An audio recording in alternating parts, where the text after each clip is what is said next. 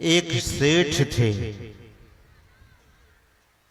खूब पैसे कमाए, बड़ी बड़ी कोठियां बनाई, बड़ा घर बनाया, बड़ी दुकान बनाया, बहुत बड़ा व्यापार खड़ा किया। जीवन है सज्जनों, सब दिन हो तो न एक समान। संत सूरदास जी महाराज कहते हैं, संत कबीर साहब भी कहते हैं, all day will be not equal. सारा दिन, सब दिन एक समान नहीं हो सकता। भोजन एक जैसा होता है क्या? सब दिन एक ही जैसा भोजन नहीं होता है। एक जैसा कपड़ा पहनते हैं क्या? एक जैसा दिन रात दिन होता है, रात होती है एक जैसा? कभी वर्षा होती है, कभी बादल छा जाता है, कभी धूप निकल आता है। Nothing is same. कभी समान रूप से एक जैसा कुछ हुआ ही नहीं। उस सेठ का प्रारब्ध जब उभर गया तो सेठ रोगी हो गए, शरीर रुग्ण हो गया, और रोग भी कैसा? कुष्ठ रोग हो गया। जमाने की बात है सज्जनों, कुष्ठ रोग छुआछूत की बीमारी होती है।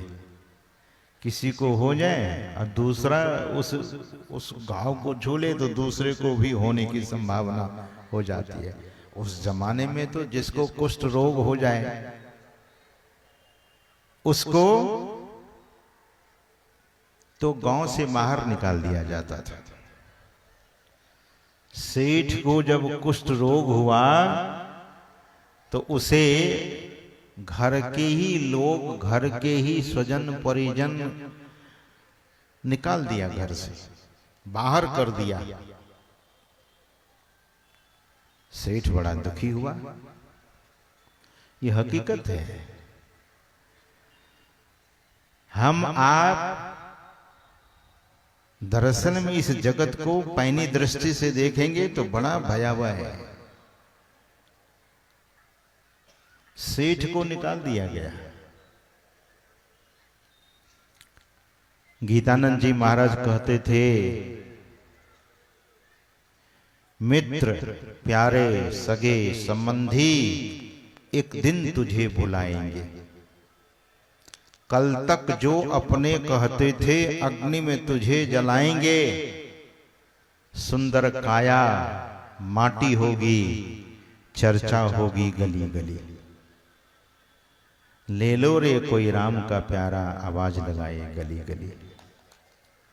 सज्जनों, संसार की हकीकत क्या है, वास्तविकता क्या है? सेठ को घर से बाहर निकाल दिया जाता था, सेठ लौटकर घर आ जाता था। स्वाभाविक बात है। फिर घर से बाहर कर दिया जाता था, फिर लौटकर घर आ जाता था। लोगों ने कहा, समाज में बैठक हुई, गांव में बैठक हुई, और कहा कि निकालो इसे, पूरा गांव को रोग हो जाएगा, इसे निकालो। जिस सेठ की सेवा में इतनी परिचारिकाएं होती थी, इतने दास दासियां होती थी, जो सेठ मेवे मिष्टान खाया करते थे और दुलीचे गलीचे पर सोया करते थे, सुंदर सा पलंग होता था, कीमती सोफा होता था, मसनद होता था, जिसकी सेवा इतनी होती थी, ऐसे सेठ को आज बाहर निकालने के लिए पूरा गांव ने सोच लिया और कहा कि इसे आंखों पर पट्टी बांध दो। आंखों पर काली पट्टी बांधकर और गाड़ी पर बिठाकर वाराणसी पहुंचा दिया, काशी, गंगा के तट पर छोड़ आया। पट्टी ऐसी इतनी घनी पट्टी बांध दी गई थी, मोटी पट्टी, उसे खोलने में समय लगता ना। तब तक तो सारे लोग चले गए, सब लोग चले गए। पट्टी खोली तो देखता क्या है कि मैं गंगा के तट पर पड़ा हूं, अकेला। रात विरात क्या दिन। सेठ आज उनके पास न कोई सगा संबंधी है, न कोई रिश्तेदार है, न कोई नातेदार है, आज अकेला पड़ा हुआ है। सज्जनों, भूख लगती है तो आसमान की तरफ टकटकी लगाए, अब कौन मुझे भोजन देगा। प्यास लगती है तो किसी तरह से अपने को घसीट कर गंगा के जल तक ले जाता है, पानी पी लेता है, लेकिन भूख अन्न कहां से अन्न लाएगा।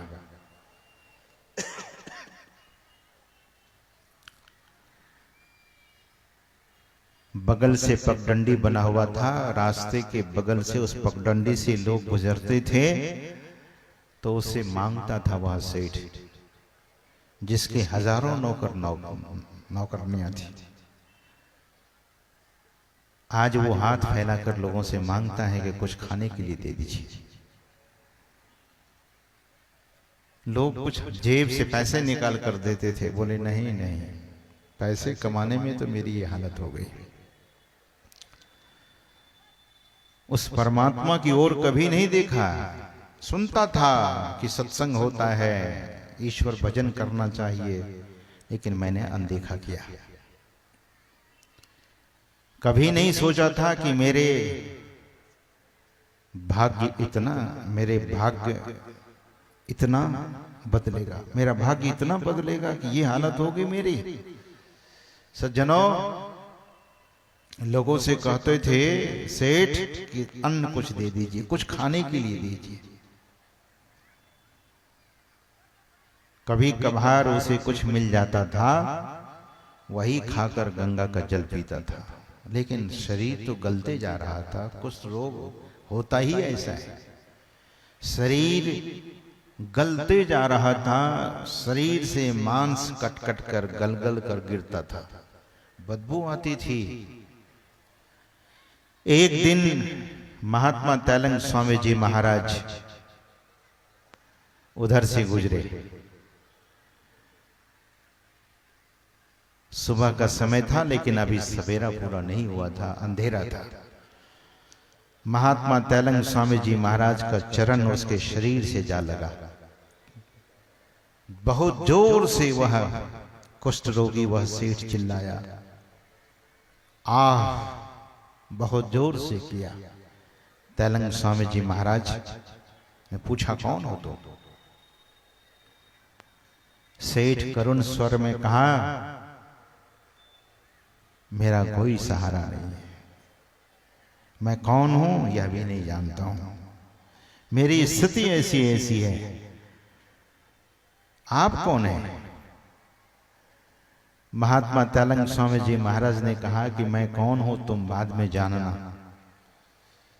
महाराज, लगता है कि आप कोई ऐसे सिद्ध पुरुष हैं, कृपा कर मेरी इस विषम परिस्थिति जो बनी है, जो जीवन की ऐसी विषम परिस्थिति में मैं पड़ा हूं, आप में अगर कोई ऐसी शक्ति है तो मुझे इस विषम परिस्थिति से निकाल देते।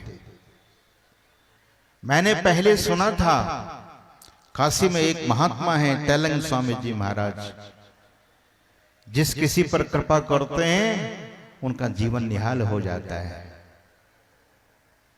तैलंग स्वामी जी महाराज ने कहा कि चलो, और बहुत विलाप करते हुए वह कह रहा था करुण स्वर में, महाराज, मैं आज तक जीवन में सत्संग नहीं किया, भजन नहीं किया, सिमरन नहीं किया, सेवा नहीं की।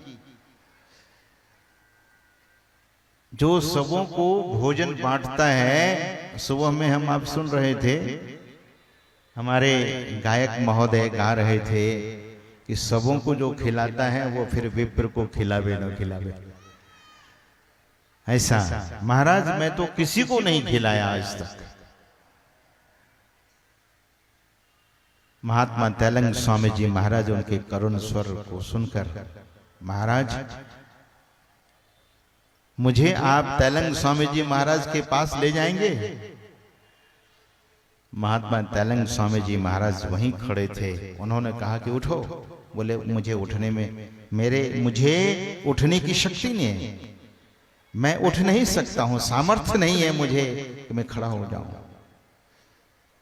महात्मा तैलंग स्वामी ने कहा कि मैं कहता हूं तुम उठो, और वह कोशिश किया, सेठ उठकर खड़ा हो गया। और जब सेठ उठकर खड़ा हुआ तो अपने शरीर की ओर निहारने लगा कि मेरा शरीर कैसा है। तो हाथ भी ठीक था, पैर भी ठीक था, काया बिल्कुल कंचन हो गई, काया स्वस्थ हो गया। महात्मा की दृष्टि ऐसी थी। तैलंग स्वामी जी महाराज बड़े विलक्षण महापुरुष थे। उन पर कृपा की और उसे कहा कि आओ मेरे पीछे पीछे। वही बाद में जाकर उमाचरण के नाम से विख्यात हुआ था। तैलंग महात्मा तैलंग स्वामी जी महाराज के शिष्य, उनकी जीवनी उसने लिखी है। संसार तो उसे घर से निकाल दिया, परिवार संबंधी घर से निकाल दिया, लेकिन सहारा संत का मिला। तो वैसे उस सेठ को दुनिया में कोई नहीं जानता, लेकिन जब सदगुरु का शरण लिया तो उमाचरण को सब लोग जानने लगे। बड़े मौज वाले महात्मा थे। महात्मा तैलंग स्वामी जी महाराज काशी नरेश से एक बार नौका विहार कर रहे थे गंगा जी में, और तैलंग स्वामी जी महाराज उनके नाव पर प्रकट हो गए। नाव पर सिंहासन बना हुआ था, राजा बैठा था, पहरेदार खड़ा था, फौज खड़ी थी, सबके सब। उसी बीच महात्मा तैलंग स्वामी जी महाराज प्रकट हुए। और काशी नरेश तो महात्मा तैलंग स्वामी जी महाराज के बारे में जानते थे। जैसे ही तैलंग स्वामी का दर्शन हुआ, वैसे जल्दी दर्शन नहीं होता था, कभी कभी मणिकर्णिका घाट पर तैलंग स्वामी जी महाराज बैठते थे तो लोग ऊपर से बेलपत्र और गंगा जल चढ़ाया करते थे, शिव जी समझकर। सचल शिव मैंने कहा आपको। तो काशी नरेश के नाव पर जब प्रकट हुए तो काशी नरेश अपना पदत्राण उतारकर महात्मा तैलंग स्वामी जी महाराज के चरणों में अपना सिर नवाता है और फिर हाथ जोड़कर खड़ा हो जाता है। काशी नरेश बगल में तलवार लटक रही थी, उनकी तलवार को काशी महात्मा तैलंग स्वामी अपने हाथ में ले लेते हैं और भांजने लगते हैं। और भांजते भांजते, मैंने कहा ना कि मौज संतों की होती है, तो भांजते भांजते तलवार घुमाकर गंगा जी में फेंक दिया। उस तलवार से काशी नरेश बहुत प्यार करता था, बहुत आसक्ति थी। सज्जनों, बड़े नाराज हुए काशी नरेश। इतनी प्यारी तलवार जो सोने की है, हीरे मोती जवाहरात जड़ा हुआ, ये तो अनोखी तलवार थी, इसे महाराज ने फेंक दिया। अब वो तलवार कहां से आएगी? मंत्री बगल में खड़ा था, तैलंग स्वामी से निवेदन किया कि यह तलवार बड़ी महंगी है, बहुत सुंदर थी, राजा इस तलवार को अपने पास रखता था। राजा अब दुखी हो गए। महात्मा तैलंग स्वामी नाव से कूद जाते हैं गंगा जी में। दो तलवार, एक ही जैसे दो तलवार लेकर नाव पर प्रकट हो गए। राजा से महात्मा तैलंग स्वामी ने कहा कि जो तलवार तुम्हारी थी वही तुम ले लो, और दूसरी तलवार को मैं गंगा जी में फेंक दूंगा। राजा अब देखता है कि कहीं से अलग नहीं है, दोनों तलवार एक जैसी है। महात्मा तैलंग स्वामी ने कहा, तुम अपनी तलवार तक को नहीं पहचान सकते हो और उसके लिए रो रहे थे, तुम दुखी हो रहे थे। तुच्छ वस्तु की पहचान तुम्हें नहीं है, तुम्हारी आंखों में जड़ता है। तुम इस संसार के वस्तु के लिए पूरा जीवन ये नौका विहार कर रहे हो। है काशी नरेश, जीवन बड़ा छोटा है। एक तलवार उनके हाथों में देकर दूसरी तलवार गंगा जी में फेंक देते हैं और तैलंग स्वामी जी महाराज अंतर्धान हो जाते हैं, अदृश्य हो जाते हैं। सज्जनों, वस्तु की पहचान, यह जो संसार है इसमें अनासक्त भाव से हम सभी रहें। महात्मा तैलंग स्वामी जी महाराज ने काशी नरेश को यह उपदेश दिया कि वस्तु में आसक्ति मत रखो। सदगुरु महाराज कहते हैं कि अनासक्त जग में रहो भाई, दमन करो इंद्रन दुखदाई। अनासक्त, संसार में आसक्ति ही मनुष्य को बार बार 84 लाख योनि में ले जाता है। आए तो 84 लाख योनि पार करके, भगवान कहते हैं आकर 4,84,000 जोनि भ्रमत यह जीव अविनाशी, फिरत सदा माया कर प्रेरा, काल कर्म स्वभाव गुण घेरा, कबहुक करी करुणा नर देही, देत ईश बिनु हेतु सनेही। 84 लाख योनि पार करके मनुष्य शरीर मिला है, लेकिन लोग क्या क्या कर किए जा रहे हैं, क्या क्या करते हैं। संत महापुरुष कहते हैं कि इसी जीवन में से थोड़ा थोड़ा समय निकालिए और भजन कीजिए, सुमिरन कीजिए, सेवा कीजिए। अगर सुमिरन सेवा नहीं करेंगे, ध्यान दीजिए, हाथ की शुद्धि कैसे होगी, जीवन शुद्ध परिशुद्ध कैसे होगा जब तक सेवा नहीं करेंगे। पूज्यपाद महर्षि शाही स्वामी जी महाराज कहा करते थे, उनकी वाणी में है, सेवा से सद्गुण हैं आते, जिससे जीवन सुखमय होता, जिसमें है सेवा भाव नहीं, शाही सुख चैन कहाँ होगा। ऐसे लोगों को फिर न सुख मिलता है न चैन मिलता है।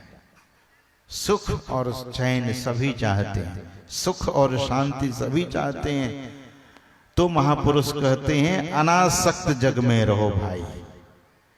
संसार में यह शरीर मिला है, इसके प्रति आसक्ति उतनी ही रखनी है। एट द सेम टाइम ये हमेशा याद रखिए कि कब किसका टिकट कटता है। कभी भी कोई चला जाता है, हम आप तो सुनते ही रहते हैं, कभी भी कोई चला जाता है। हम आप संसार में बचे हैं तो उस परमात्मा की मेहर समझिए, उनकी कृपा समझिए। एक महात्मा दक्षिण भारत के हैं, वे कहते थे कि रात में सोते हैं सुबह जगते हैं, ये किसकी कृपा है। बहुत लोग दुनिया में ऐसे हैं कि रात में खा पी कर सोते हैं और सोए ही रह जाते हैं। बहुत लोग ऐसे हैं, कहीं गए और गए तो फिर घर वापस लौट कर आए ही नहीं। इसीलिए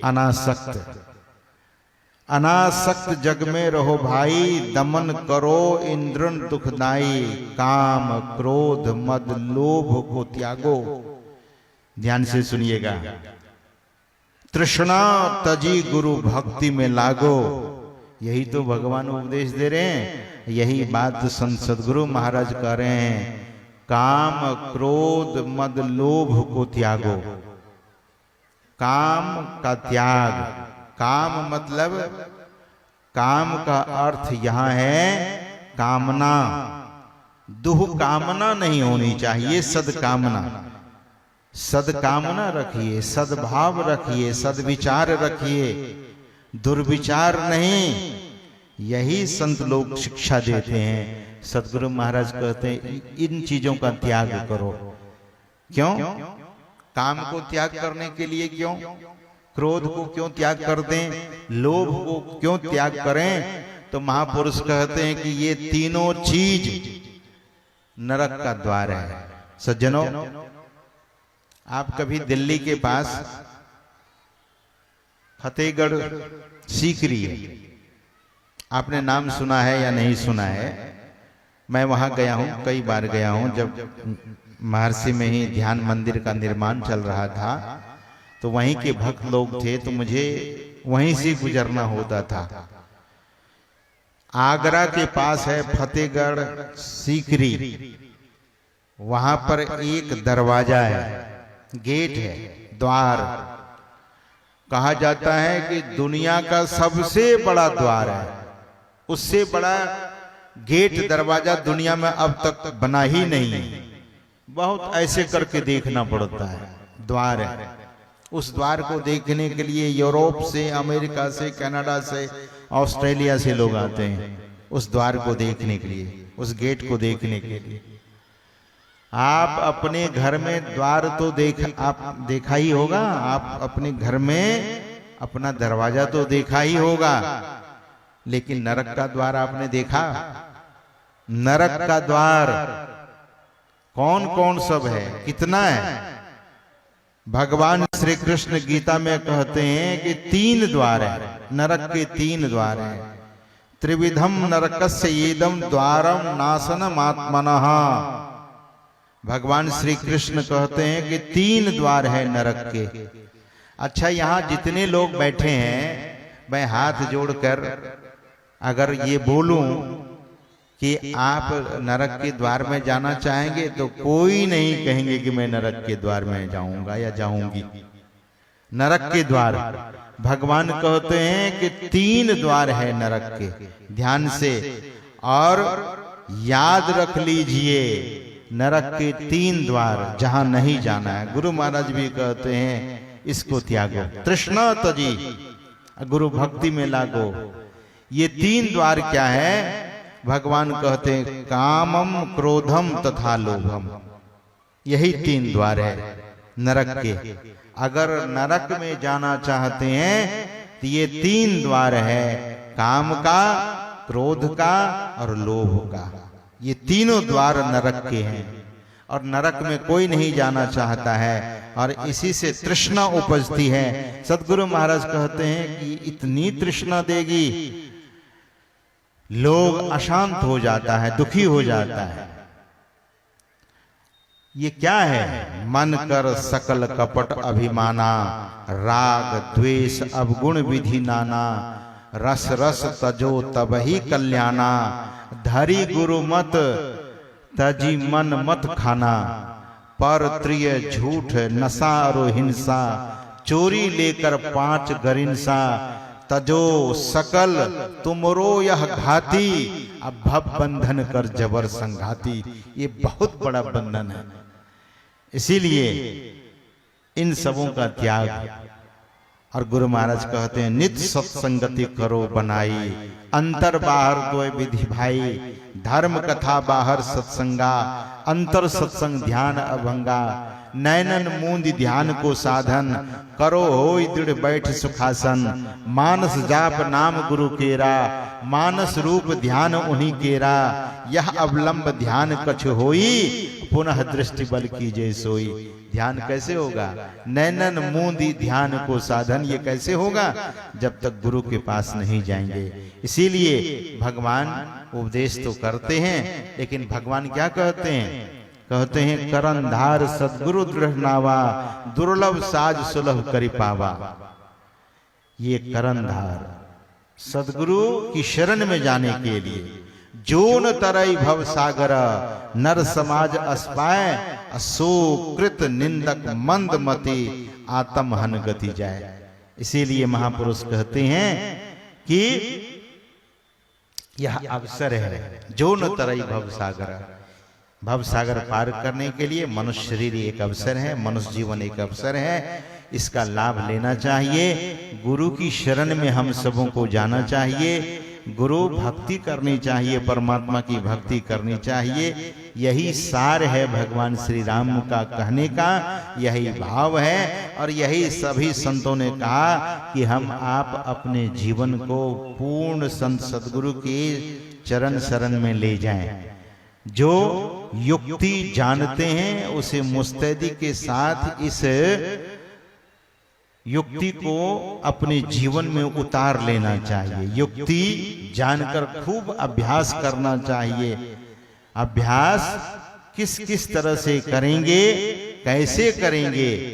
जो साधक या साधिका जल्द ही अपने को उस बिंदु में प्रतिष्ठित कर ले, उस ज्योति में प्रतिष्ठित कर ले। साधन क्या है? साधन शरीर है और युक्ति गुरु की युक्ति है। सत सरल युक्ति पासना, और पास है तो क्या। युक्ति में सत्यता होनी चाहिए और सरलता, सत सरल युक्ति। सदगुरु महाराज कहते हैं अगर पास में नहीं है तो फिर और कुछ नहीं है। योग शरीर में रहते हैं, योग हृदय में वासना तनवास है तो क्या। इस शरीर में रहना बड़ी बात नहीं है सज्जनों। योग हृदय में जाने के लिए सदयुक्ति की जरूरत है। हम आप लोग सदयुक्ति जाने और जो जान चुके हैं वे अपने जीवन में उतारें। इसी में जीवन का कल्याण होगा। इन्हीं शब्दों के साथ आज के इस सत्संग में अपनी वाणी को यहीं पर विराम। कल दोनों समय का जो सत्संग है उसमें आकर भाग लेकर जीवन को धन्य और सफल करें। आगे की सूचना मन संचालक महोदय श्री धर्मचंद बाबू आपको देंगे और एक भजन भी संतवाणी भी श्रवण करें। बोलिए श्री सद्गुरु महाराज की जय।